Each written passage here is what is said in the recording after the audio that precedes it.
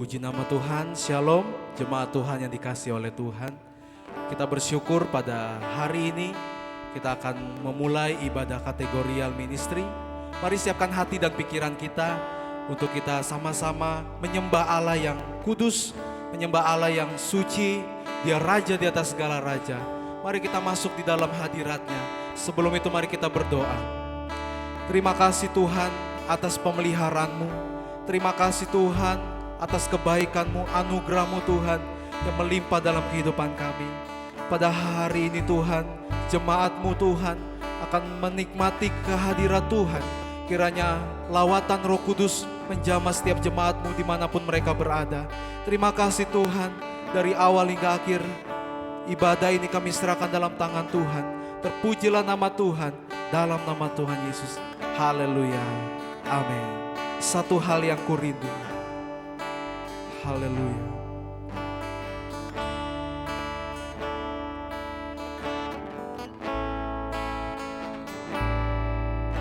Satu hal yang kurindukan, ya Tuhan, selalu berada di dekat-Mu dengan senap hati, dengan senap jiwa, ku menanti di hadirat-Mu. Satu hal yang kurindukan, ya Tuhan, selalu berada di dekat-Mu dengan senap hati, dengan senap jiwa, ku menanti di hadirat-Mu. Lebih dalam lagi ku rindu Kau Tuhan, lebih dari segala yang ada. Lebih dalam lagi ku cinta Kau Yesus, ku mengasihimu.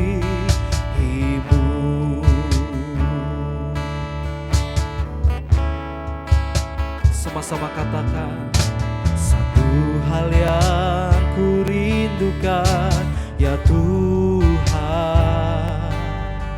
selalu berada di dekat-Mu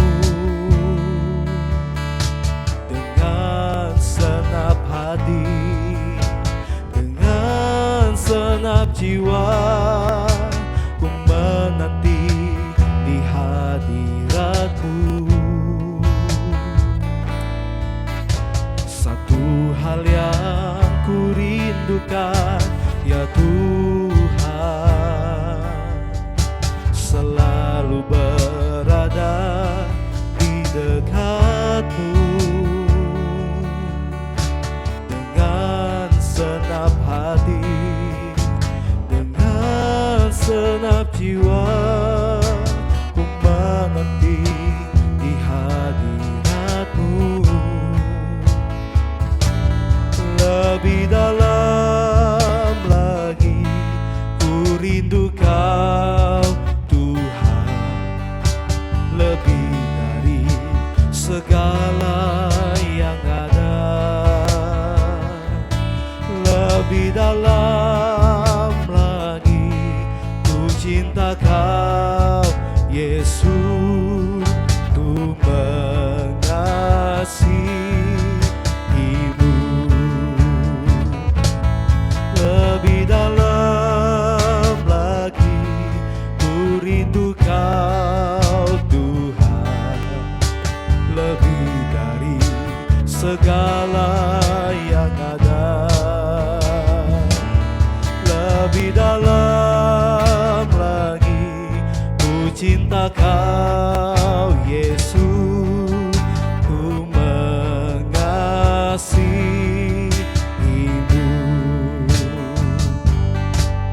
Ku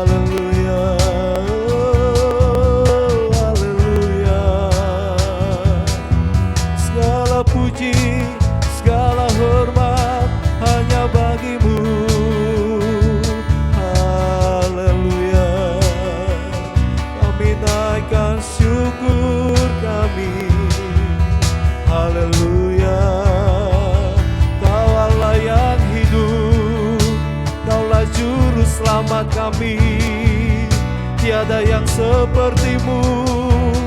Kau Allah yang hidup, Allah yang berkuasa. Glory bagimu Tuhan. Haleluya, haleluya, glory. Terpujilah namamu.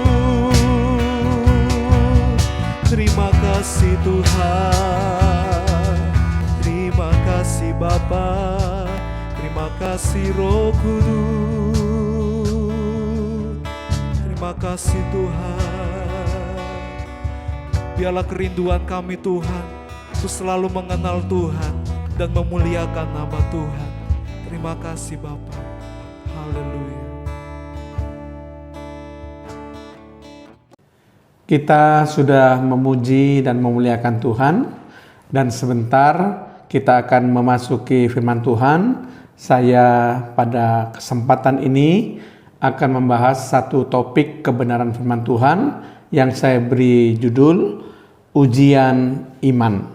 Nah, sebagaimana kita tahu bahwa iman adalah dasar dari segala sesuatu yang kita harapkan dan bukti dari segala sesuatu yang tidak kita lihat. Itu adalah definisi iman yang terdapat di dalam Ibrani pasal yang ke-11 ayat yang pertama. Jadi saudara sekalian, kita sebagai orang percaya itu harus memiliki iman. Iman kepada siapa? Tentu kepada Tuhan Yesus Kristus sebagai satu-satunya Tuhan dan Juru Selamat kita, sebagai Raja di atas segala raja yang mengendalikan seluruh hidup kita. Tetapi supaya iman kita terlatih, supaya iman kita menjadi kuat, maka iman harus diuji. Itulah sebabnya pada kesempatan ini saya membawakan firman Tuhan dengan judul ujian iman. Hal yang pertama yang akan kita bahas adalah mengapa iman itu harus diuji. Mari kita bersama-sama membaca di dalam surat Yakobus pasal yang pertama ayat yang ketiga. Sebab kamu tahu bahwa ujian terhadap imanmu itu menghasilkan ketekunan. Jadi kenapa iman harus diuji? Karena ujian iman itu ternyata menghasilkan ketekunan. Itu sebabnya seseorang yang ingin supaya menjadi pribadi-pribadi yang tekun, jadi kita juga harus bersedia iman kita diuji oleh Tuhan, ya. Jadi ujian iman itu akan menghasilkan ketekunan, kata firman Tuhan. Kemudian yang kedua kita baca surat 1 Petrus pasal yang pertama ayat yang ke-7. Di situ dengan sangat jelas dikatakan maksud semuanya itu ialah untuk membuktikan kemurnian imanmu yang jauh lebih tinggi nilainya daripada emas yang fana, yang diuji kemurniannya dengan api sehingga kamu memperoleh puji-pujian dan kemuliaan dan kehormatan pada hari Yesus Kristus menyatakan dirinya.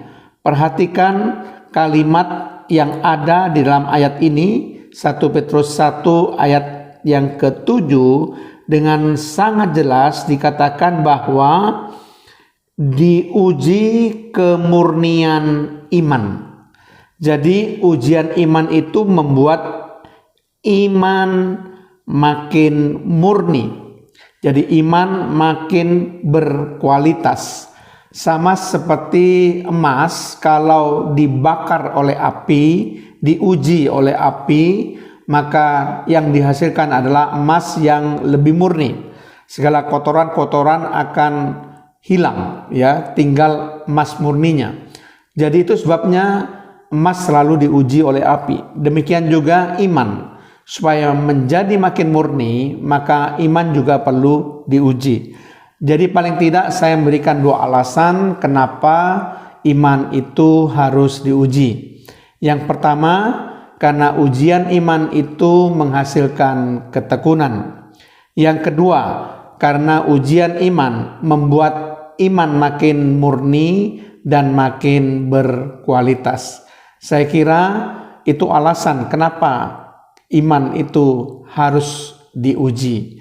Nah, kita akan melihat satu tokoh Alkitab bagaimana imannya diuji oleh Tuhan demikian luar biasa.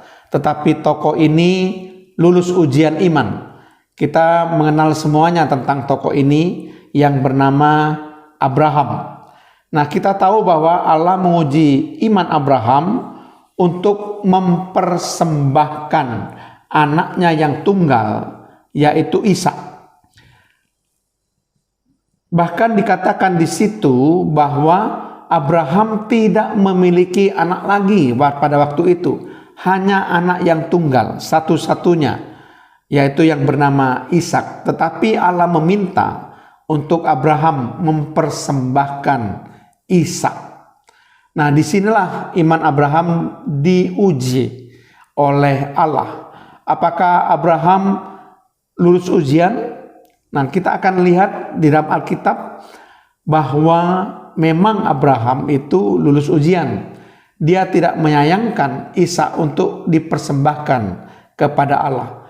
Tetapi ada satu alasan, satu dasar kenapa Abraham itu mau untuk mempersembahkan anak tunggalnya Ishak, di mana keturunan Abraham dilahirkan dari Ishak, satu-satunya anak tunggal pada waktu itu. Sedangkan Allah berjanji bahwa keturunannya akan seperti pasir di laut dan seperti bintang di langit banyaknya. Kalau anak tunggalnya Ishak itu dipersembahkan kepada Tuhan dan harus mati, bagaimana dengan keturunannya? Tetapi Abraham percaya bagaimana dia taat kepada Allah dan dia mau mempersembahkan Ishak, anak tunggalnya. Mari kita baca Ibrani 11 ayat yang ke-17 sampai 19. Ini alasan kenapa Abraham mau mempersembahkan Ishak, anak tunggalnya. Ibrani 11 ayat yang ke-17 sampai 19. Karena iman, maka Abraham tatkala ia dicobai mempersembahkan Ishak. Ia yang telah menerima janji itu rela mempersembahkan anaknya yang tunggal. Perhatikan kata-kata ini, rela mempersembahkan anaknya yang tunggal. Ini sangat luar biasa sekali. Kemudian ayat yang ke-18 dikatakan, walaupun kepadanya telah dikatakan keturunan yang berasal dari Ishaklah yang akan disebut keturunanmu. Jadi secara logika, kalau Ishak dibunuh, maka tidak akan ada keturunan Abraham. Tapi dikatakan Abraham rela mempersembahkan Ishak, anaknya yang tunggal. Nah, alasannya itu di dalam ayat yang ke-19. Karena ia berpikir, maksudnya Abraham berpikir, bahwa Allah berkuasa membangkitkan orang-orang, sekalipun dari antara orang mati, dan dari sana ia seakan-akan telah menerimanya kembali. Nah, Bapak Ibu Saudara sekalian, ini yang sangat luar biasa. Karena Abraham yakin bahwa Allah berkuasa membangkitkan orang-orang sekalipun dari antara orang mati. Berarti sekalipun Ishak dibunuh mati, Allah sanggup membangkitkan Ishak. Itu alasan kenapa Abraham rela mempersembahkan Ishak. Dia punya iman yang begitu kuat bahwa Allah itu akan sanggup membangkitkan orang mati. Sehingga dia tidak ragu-ragu mempersembahkan anaknya yang tunggal, Ishak. Nah, saudara sekalian, Allah menjanjikan akan membuat Abraham menjadi bangsa yang besar. Namun sampai usianya 100 tahun dan istrinya Sarah sudah mati haid. Apakah Abraham percaya bahwa dia akan punya keturunan? Padahal dia sudah berusia 100 tahun dan istrinya Sarah sudah mati haid. Nah, coba kita perhatikan.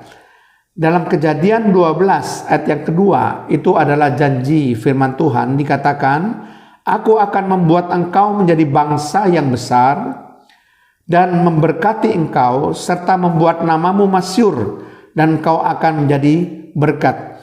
Ini poin-poin yang menjadi janji Tuhan pada Abraham.